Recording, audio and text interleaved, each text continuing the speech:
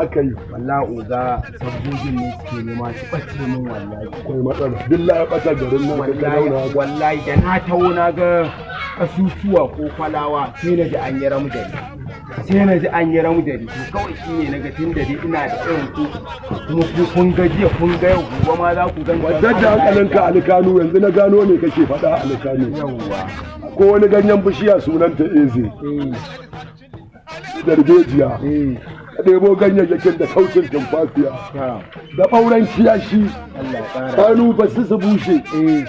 kai lara da su ko kuma ka zuba su a aljihu ka ringa yawo ta gaban su za ka wuce sai ta Allah kasusuwan ga abu a gonar ku amma ba ku sani ai maganin la ya bata Allah ya sa wallahi sai ka bata na sani Allah ya sa ka hado da kaucin cangal wani gurgu ne a bishiya ce Alikanu ka samo kaucin cangal ka samo kaucin kebe ka hada da tumfafi wallahi sai ta Allah sun daina kama ya haka ka zo bayan gari dawa ba ne ba ka wani maganin yan sanda su kama kaman da uwarka a yan nasa na baka na kani ka samu su yanzu su cangal cin gaji a wallahi an ta kama kada daidai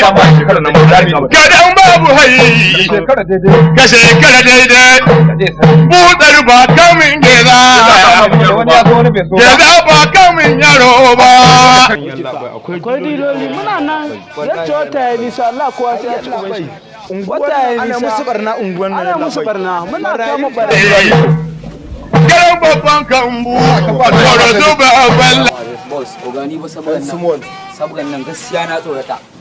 saboda yanzu ma daga nan kwanan nake Allah ma'aikata na gani ni gaskiya na tsorata kai dan Simon da Allah ka tsaya me kake ci na baka na zuba kai fa na gaya ma menene za ka ji tsoron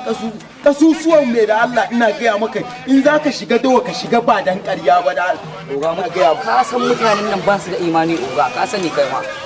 kwanan nan fa kai kaje ka an so ni fa oga to me a ciki da Allah ka ci gaba da sabbokin ka da Allah gaskiya oga ka ga ragowar ta jiya ni ba bayan yi aikin nan ba ka rago wiwinka fasin biti ka dena je ka ni da takan da tawon zan hada